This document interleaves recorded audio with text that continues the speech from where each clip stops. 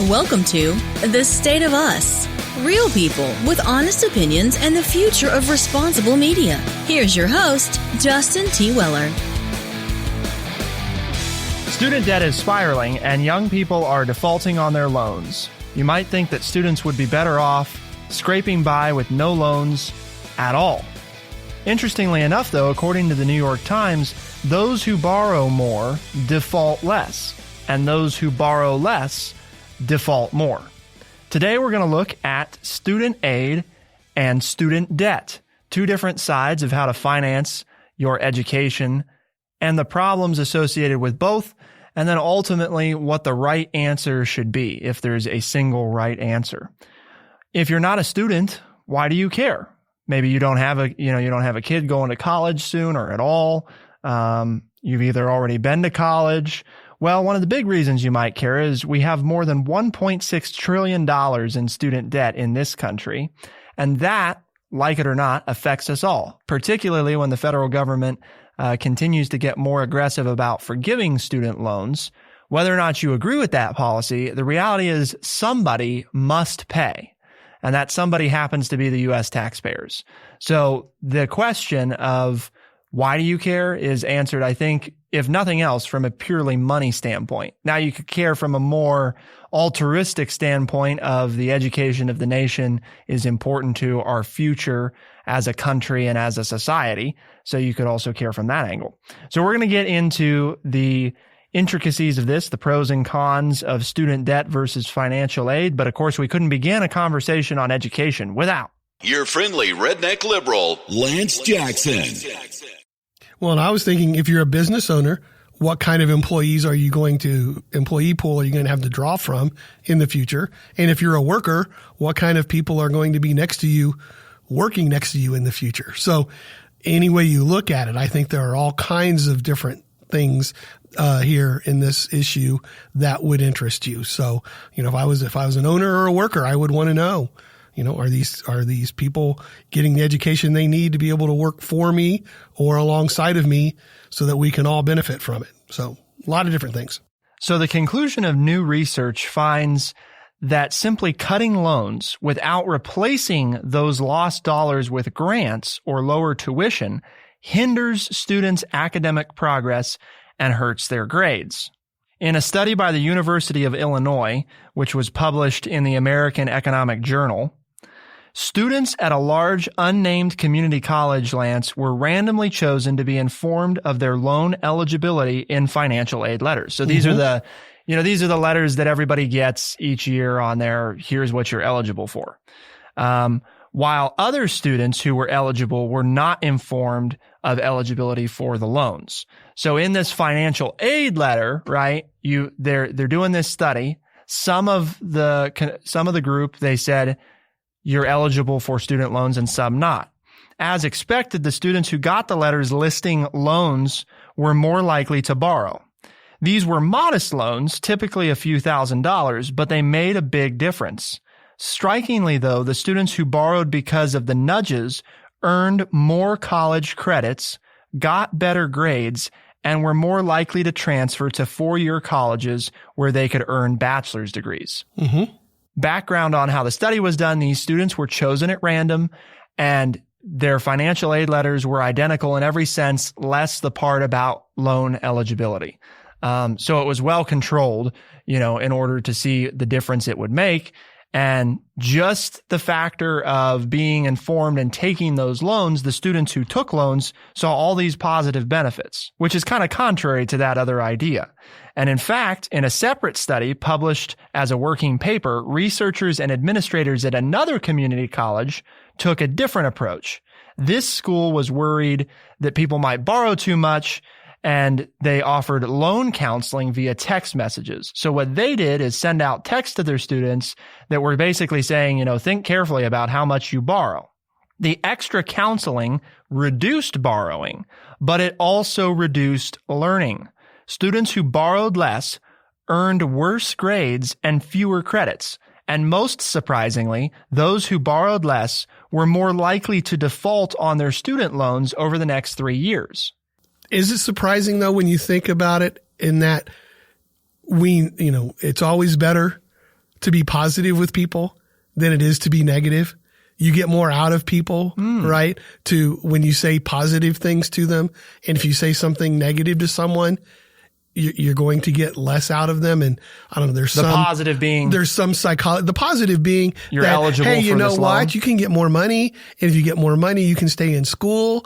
And the negative being, hey, you know what? You're borrowing a lot of money. We'll give you some counseling so you can figure out. Then all of a sudden that sets in your mind like, oh crap, now I'm in trouble. They think I need money counseling, and well, maybe I shouldn't even go to school, yada, yada, yada, and it's just like that whole mindset. And I know you were the psychology major, but if you say something negative to someone, it takes like 3, 4, 5, 6 things positives you have to give them. To offset that one negative that you said. I go back to my student teaching days, and it stuck with me all these years because that would have been almost 40 years ago. But I had an older teacher, and she said, this certain student walking into the classroom, and she said, he's known as a troublemaker. He was a junior in high school, big school. He was known as a troublemaker. She walked up to him and she said, you know what? I hear you're a really good writer, and I hear that you're a very intelligent young man. I expect nothing but good things out of you in this class, and I'm willing to work with you, and I think you're going to get a good grade in this class.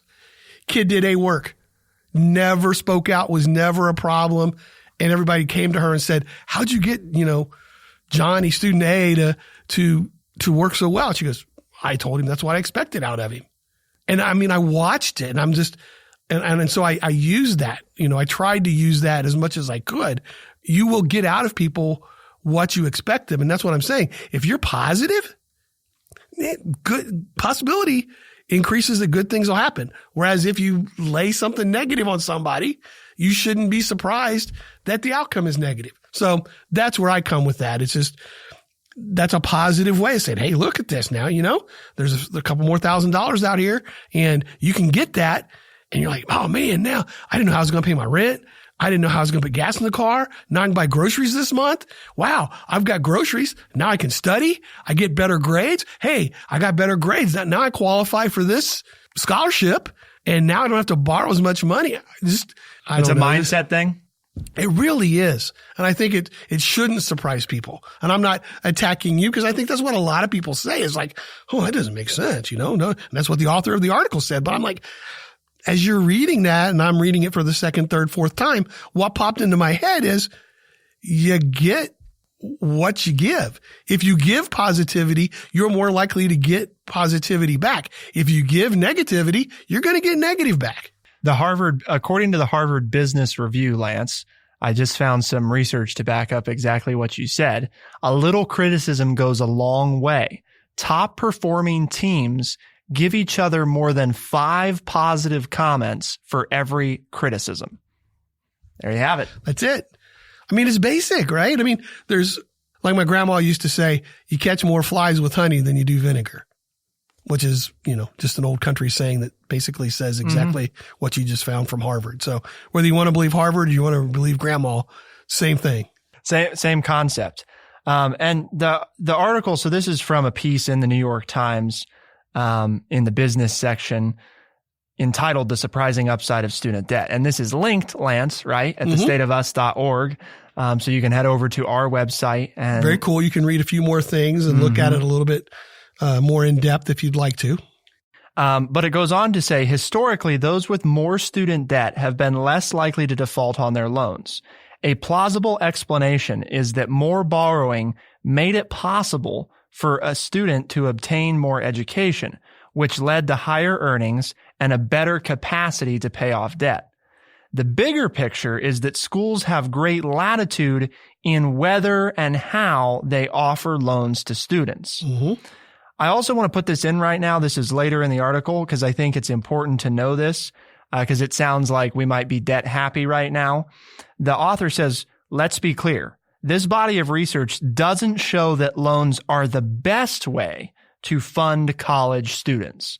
Okay. So keep that in your mind as we're discussing this loan option and the aid option. Okay. Because this whole thing is about, these are the two ways right now, right, Lance, that most people, if they're not just going to pay out of pocket, these are the two ways that people do it. You either get financial aid, or you get loans, or you get a combination of it. So the last and the article talks about those problems. Right, exactly. Discouraging students from taking out loans without providing financial alternative harms their ability to progress through college. And that's exactly what you're saying. I think with the positivity negativity thing is if you just say this thing's bad, don't do it, then they don't do that. And there's no alternative. And I think that's where you see that higher rate, particularly at community colleges, because this is what the survey focused on. Mm-hmm. Community colleges being those stepping stones for a lot of people who can't afford to just pay for that higher rate, typical bachelor's degree college. You know, they have to work their way up.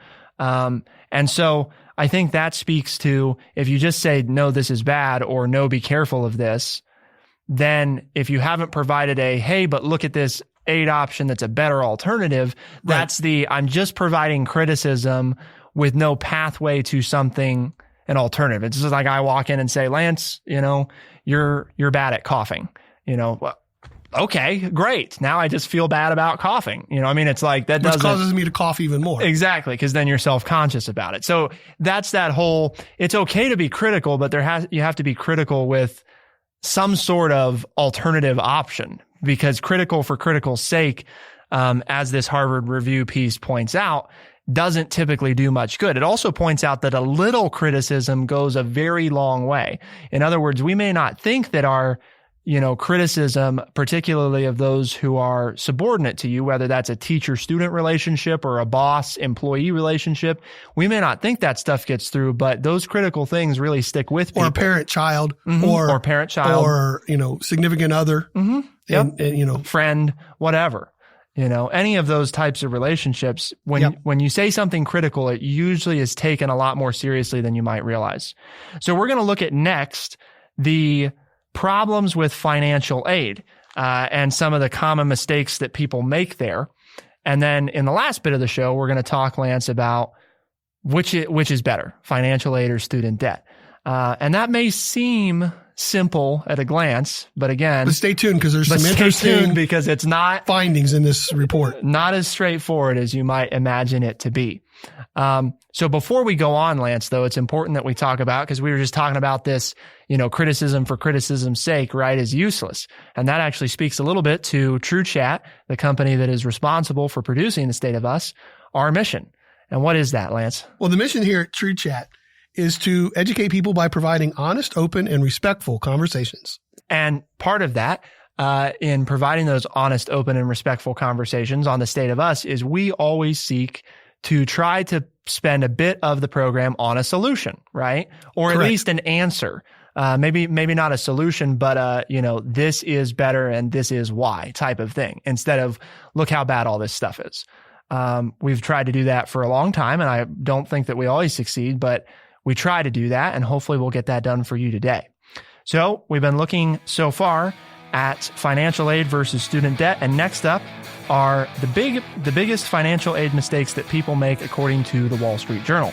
Stay with us, and we'll be right back.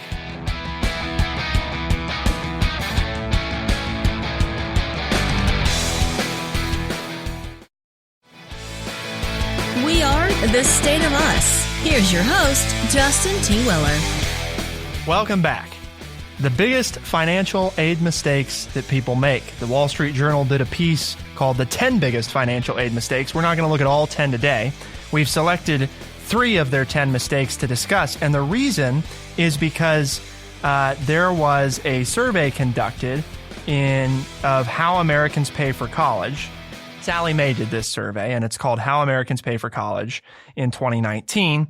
And what they looked at were all these different ways that people choose to finance college. One of the things they polled on is finding out, while 77% of parents and students complete the free application for federal student aid, the FAFSA, for financial aid, here are some reasons others skipped applying altogether.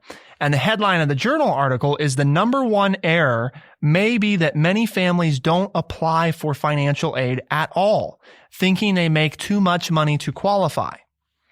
So 39% of people who didn't apply because they didn't believe they would qualify. 15% because they thought they had already missed the deadline. So they hadn't, but they thought they missed it. Did miss the deadlines. Right. It's like, oh, it doesn't matter. I'll get this in later. No, there are deadlines when you file for aid. The third reason, so you have 39% didn't seek financial aid because they didn't believe they qualified, 15% because they thought they missed the deadline or they did miss the deadline, and 14% because they didn't know about it at all. They didn't know that FAFSA was an option.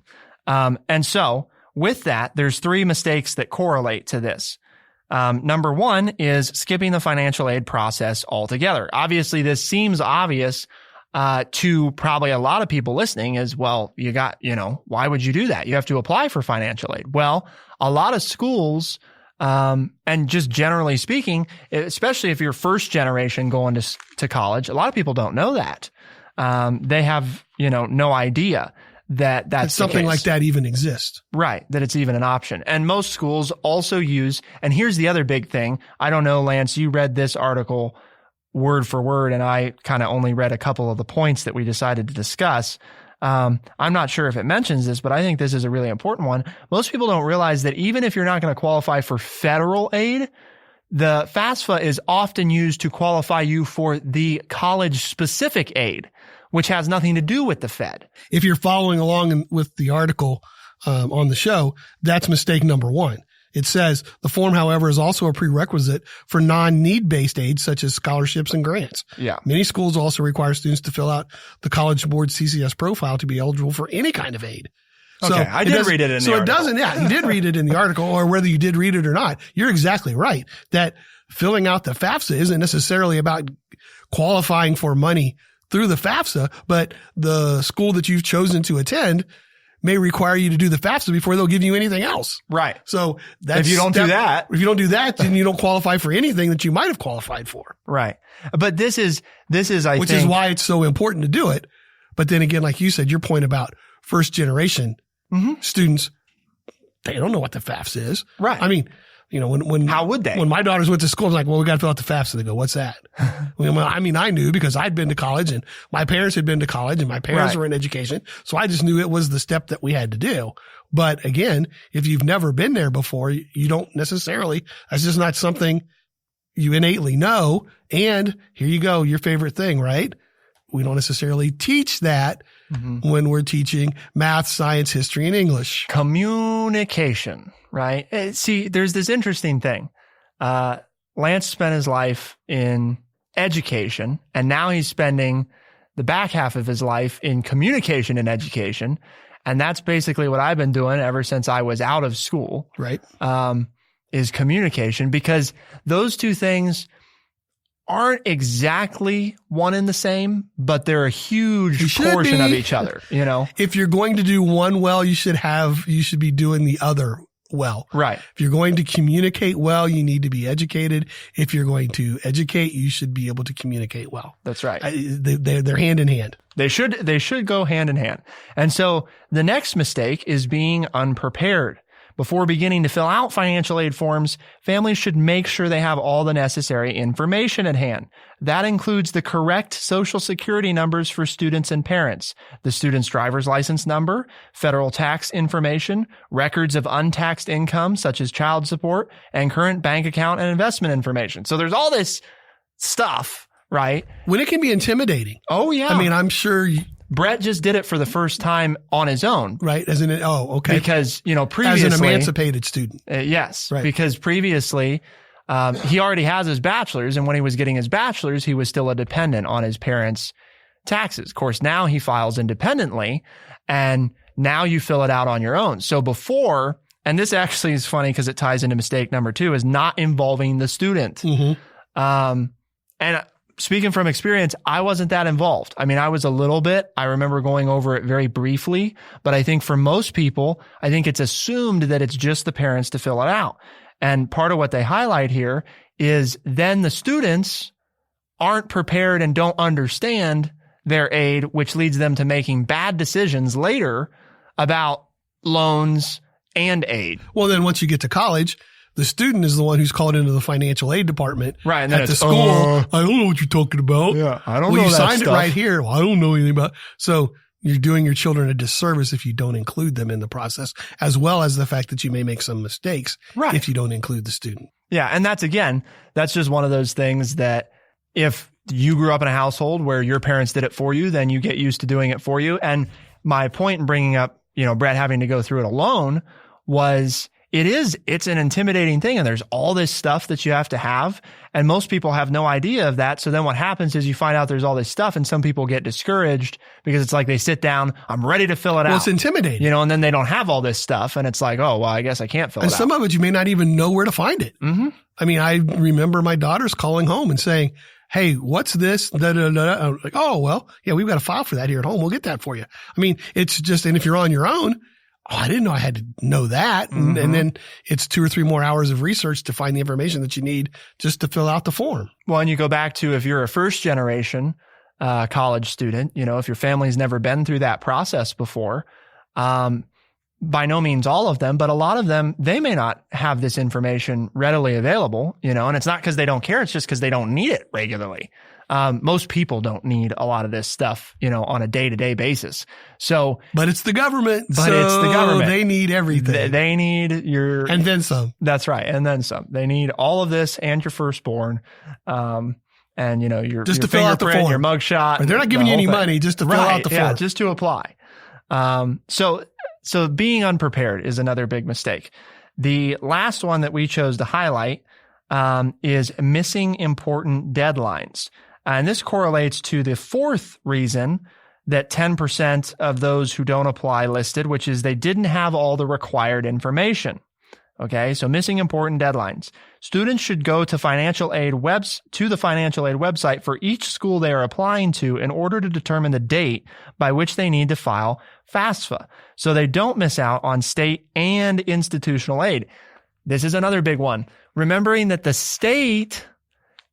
most states are involved in this process and they don't all maintain the same deadline, and nor do all the schools, because as Lance mentioned before, and so did I guess, is that this application, the FAFSA, is used for schools to determine your eligibility, and they need it. They don't all need it at the same time. And they need it for a variety of reasons. Yes. Now, but as the article also points out, even if you miss a date for the school, you still should go ahead and complete it because you're still eligible for the federal part of the aid. You might miss a state deadline. You might miss an institutional deadline, but that doesn't mean that you're not able to collect any federal money if you qualify for federal money. I want to know, Lance, and I'll tell you mine first, the biggest problems we see, because we talked a little bit about the loan portion. What are the biggest problems facing, students in regards to loans? And one of the big ones is that most schools that offer them don't do a lot to make students aware that they offer them. In other words, you got to go seek it out. There's not a lot of uniformity in it. In this case, I think it's the complexity of securing financial aid and, again, the lack of communication to people that it's available. There's a common thing out there that people that some people cite as, when they're talking about communication, they cite, if people really want to know, they'll go find it. The thing that I think is somewhat short-sighted about that is there's an assumption that they know it exists. If they don't know it exists, then how can you expect them to go find information about it? Well, that's exactly true. As well as the fact that where do I go find it? Right. I mean, because great, it exists. Now what? And you type it into whatever your search engine is, but it throws up 200 articles and you go through 4 of them and it's not right there in the first couple of pages or paragraphs. And you're like, oh, I don't know. And then that's when that overwhelming factor comes into play. So I think you're right, but I would just add that part in as well. You can't look for something that you don't know that you even need to look for. And then if you don't know where to look, if you don't know where to go, it can increase the time that you spend looking, which then increases your frustration level, which makes you more likely to just quit altogether. Mm-hmm.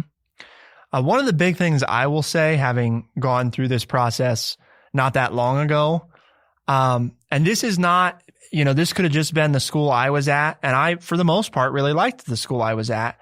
Oftentimes people believe that, their academic advisor and their financial aid advisor, they don't believe they're the same person, but they think they're kind of, like they can talk to sure, you can talk to your academic advisor about it, but don't make that mistake, because most of them don't know. They don't have much of a clue about it at all. The academic advisor is there trying to keep you on track to graduate and to get you out of school or to get you the degree that you want. And they're not into the financial aid side of things. Now, if they are, it's of their own personal interest or their own personal volition. Are. Right. But that's not what they're hired to do. No. So remember that. Because I saw a lot of my peers who made that mistake of, well, my advisor didn't know. I was like, well, which advisor? Well, my academic. Well, I'm like, yeah, but they're not the right person to ask. They don't know. That's not their job, and so remember that. And also remember too, that it's your right to have access to this stuff. The FAFSA is something that you have access to. So don't feel embarrassed to go to the financial aid office and ask for an appointment to get a better understanding of things. And don't be afraid to say you don't know. And could you explain this, please? Because those are big things that I saw too many of my peers go through. And it's just, it's literally money in most cases that you're leaving on the table, by not understanding the process. So that's, I think, one of the biggest things surrounding financial aid is the murkiness of the entire process and the lack of understanding. And it's complicated. It's just plain and simple. It's not easy. I don't know of any university that I've ever heard where people were like, oh yeah, it was super easy and everything was really clear and really, simple to understand. It's like, yeah, no, it's usually not, because you've got the federal, state, and the school all at play. So keep that in mind. So we've looked, Lance, now at financial aid mistakes, right? Mm-hmm. And before that, we talked about all of our issues surrounding college debt and the situation there, and the kind of the misnomer that if you have more debt, you're more likely to default, when in reality, the research tells us it's the opposite. So what we're going to spend the last bit of our show discussing today is which one of those is the better option, right? We're going to look at, is one better than the other? And again, the answer may seem obvious, but not quite as clear-cut as you might anticipate it being. Before we do that, though, it's important, Lance, that we remind people to engage with us, right? thestateofus.org. You can let us know your thoughts there. You can also find all sorts of ways to listen.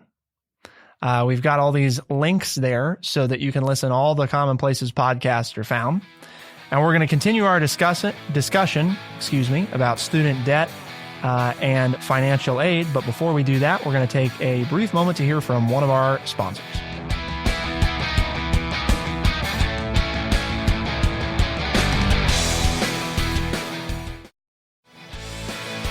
We are The State of Us. Here's your host, Justin T. Weller. Welcome back. The surprising upside of student debt and the biggest financial aid mistakes that people are making. That's what we've looked at so far, Lance. 2 articles, one from the New York Times, one from the Wall Street Journal. We encourage you to check those out, thestateofus.org. That's our website, thestateofus.org. And you can read those articles for yourself in your free time and take a look and see if you come to a different conclusion. But now what we're going to get into is one better than the other? And the article that's entitled The Surprising Upside of Student Debt in the New York Times actually talks a little bit about this. Again, it points out, let's be clear, the body of research, which we referenced earlier, doesn't show that loans are the best way to fund college students. There are many ways for a society to fund college. Loans, grants, free tuition are all viable options. Little historical component that Lance should appreciate pulling in. Taxpayers can pay for college directly with the expectation that today's students will do the same when they are tax-paying adults. In fact, this is how elementary and secondary education is funded by the United States, right? That's the whole notion of our public schools. People pay into the public schools, right? Lance and I pay tax dollars right now for people like Caleb to go quote unquote for free to school with the expectation that when he becomes a tax paying adult, that he will do the same for those behind him, right? Investing in future generations. Now, that said, that doesn't mean that I'm a proponent of free college tuition. And in fact, we'll get into why that might be an issue. But it's important to know when people freak out, right, about this whole idea, Lance, of free college. Forget who says it, okay? Forget Bernie bros, go be quiet. Just quiet now.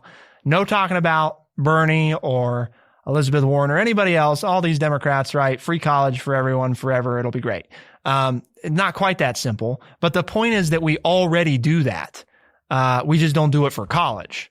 And we sort of do it for college because we have all these federal aid packages that are offered. But again, this is, as we've talked about with a lot of things have changed since I was in school, because part of this in the article says, since the 1970s, tuition has risen and taxpayer support for post-secondary education has waned. So as I was finishing high school and entering college, things were done one way, and it's changed over the last 45, 50 years, which is again, what people need to understand, especially people who are, in their 50s or older, because we start to put things in that, as we all do, in the perspective of, well, this is what it was like when I was there.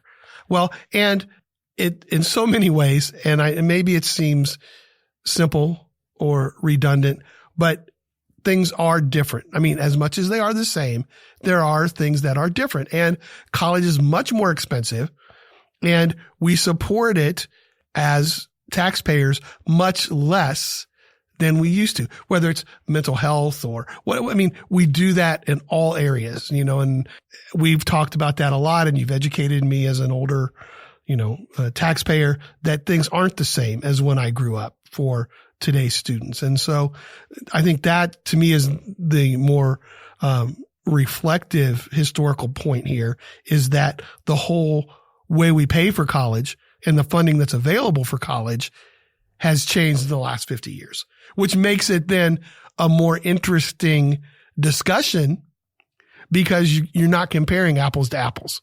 The arguments that a lot of people from my generation would make just don't fly when you look at the numbers and when you look at the reality of the situation. The reality of the situation is things have changed. But the other important side of this, I think, you and I, have talked a lot about wages, but when you're looking at this, it's the simple math from a college standpoint of the cost of tuition relative to what it used to be has skyrocketed. Yes, the dollar figure, has actually increased. In other words, just hypothetically, if it cost $30,000, it now costs $80,000. You can say, but yeah, inflation. No, I'm talking about adjusted for inflation. The cost has still gone up dramatically.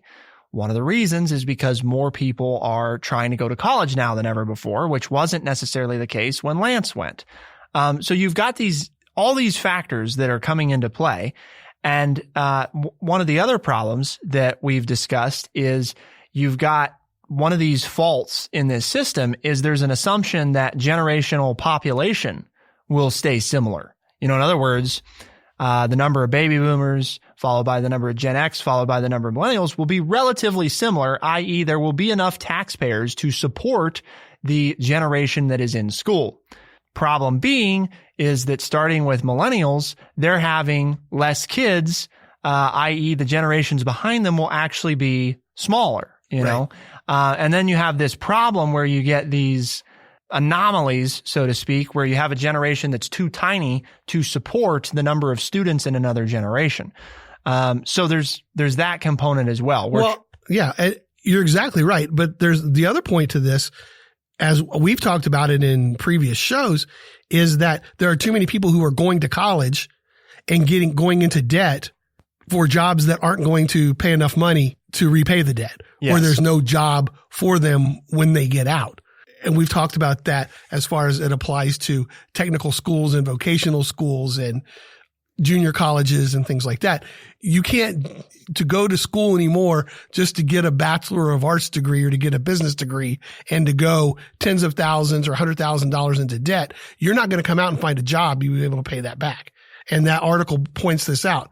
But again, if you have listened to our show before, we've talked about that, in that you need to get your education in a field where you can get work. And correlate not just this is something that I want to do, but how much money am I going to make? Therefore, how much debt can I afford? What's the return on investment? And then take your choices as to, well, gee, maybe I don't need to go to a 4-year school that costs $40,000, $50,000 a year. I could do this at a junior college and pay $3,000 to $5,000 a year and come out with a degree that will allow me to get into the position that I want anyway, or defray the cost of the 4-year institution because I can take 2 years worth of credits at a much cheaper price and transfer to a 4-year institution. But again, there's that old mindset. Well, mom and dad went to a 4-year school, so they're going to go to a 4-year school. And well, but it's not apples and oranges. It's not the same as it was before. But again, you've got to overcome those social stigmas and those social norms and do what's right for you and your financial situation and for your financial future. Part of the interesting thing about this whole, the people who take on more debt are less likely to default. One of the things that I'm not sure you can quantify, but I would imagine is part of the reason that's a reality is even for the people, Lance, that get out of school and they can't get a job in their field, or the field they get a job in, the cost of the degree was too high relative to what they make. The reason, my guess is that they still default less is at most of those institutions, having that extra time of learning and growing and the problem solving aspects of life have given them better resources and skills, their own toolkit of skills to figure out how to make it work, Now that doesn't mean that everything's hunky dory, because a lot of times it means they're taking on that second job, or they're refinancing the debt, or they're looking at creative ways to pay it off. So I guess I stick that in there because I think one of those benefits that is somewhat discussed, but again, you can't really quantify in a good measurable way is the life skills that you accumulate if you're able to just go to school full time. In other words, if you're not worried about working or not working much, and you're just focused on the studies and the activities and that stuff, it's that additional time that you're growing as a person and focused more on your own learning, both from an academic standpoint, but subconsciously you're also growing as a person, Well, so there's that part of it too. No, and you bring up a great point. And so many people say, well, free tuition would solve the problem. Well, students still have to, as you point out, you've got to stay alive. You have to pay rent. You have to, maybe pay for transportation, and you have to eat and buy groceries. So just making college free doesn't solve the problem because you still have to live. And that's because college isn't free. Well, and that's part of what you were talking about, though. You pick up, oh man, I've got to budget my money because whether you're staying in the dorm or you're renting an apartment with 4 or 5 classmates or you're living on your own, you learn some things about financially how to pay your bills and how to work on it. So when you do get out of college, as you said, then you're more likely maybe to pay off your debt because you understand about debt. You understand the correlation between how much money you bring in and being able to pay your bills. So I think what you said just goes perfectly, just melds into the idea that just offering free tuition doesn't necessarily solve the problem of allowing everybody to go to college because there are a lot of other costs out there that people don't even talk about when you talk about going to school. And I think that's the biggest single thing when you say which is best, student debt, get loans or get financial aid. I don't think it's as simple as saying financial aid because yes, while most of that you don't have to pay back, the problem is that it doesn't cover those other costs, which is why what they found is basically, I think, and Lance, you tell me if you're wrong, if you're faced with one or the other. No, I'm not wrong. Okay. You said, tell me if I was wrong. Oh, tell me. I'm not wrong. Tell me if I'm wrong. Yeah. I think that it comes down to if you truly just had to choose one or the other, and the beauty is we don't live in a world where that's the case. But if you had to choose one, you have to choose the debt because the debt you can finance other stuff with than just tuition. Right. So even though you have to pay it back, the problem with just the aid is that a lot of that aid doesn't cover the cost of things that aren't tuition. Some of it does. I mean, sometimes you get grants for books or something like that, but a lot of times those other costs aren't And then you're covered. getting a job though to cover those costs, and then you're not doing as well in your schoolwork. You're not getting the grades. And maybe you go to school longer, and you go to school longer and take out more money, or you you just say the heck with this stuff and you throw your hands up and you just quit. Right. And now you have all of these credits and all of this debt and no degree that's going to let you get a better paying job because you're so inundated with your bills and the fact that you're trying to work and just stay alive while you're trying to go to school. Yep. Can be a big hindrance for most folks, if not the biggest hindrance. So, bottom line is, I think the system we have is pretty good in that it allows both ways. But again, as we talk about it, always education's the answer. Yep. Right. Educate people on what's out there, what's available, and give them some solutions as to what needs to take place. It's a crime that we don't do a better job as a society of effectively communicating the options surrounding financial aid and loans, because both should be discussed.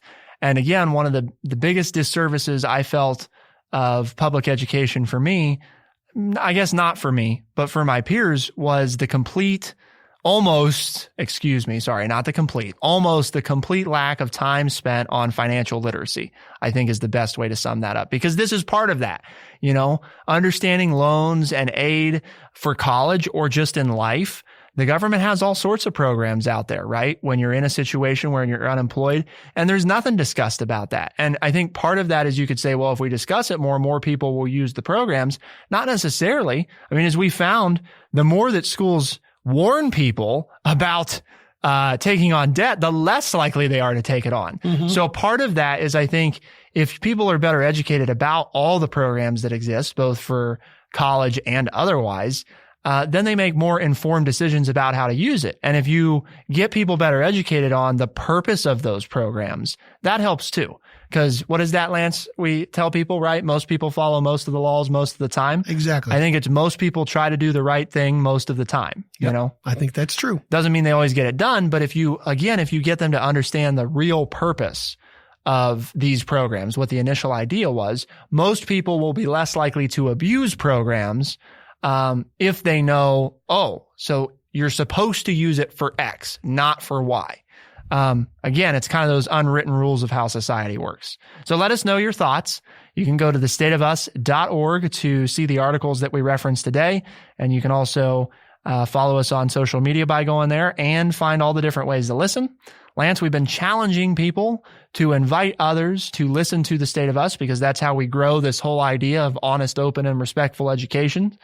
Or respectful education, that too, respectful conversations to educate people. So what are the different ways that we can invite people to listen? Well, you can go to Spotify, you can go to Stitcher, you can go to Apple Podcasts, or anywhere else that fine podcasts are found. For The State of Us on TrueChat in Urbana, Ohio, I'm Justin T. Weller. And I'm Lance Jackson. Thank you so much for tuning in. We'll see you next time. Be the change.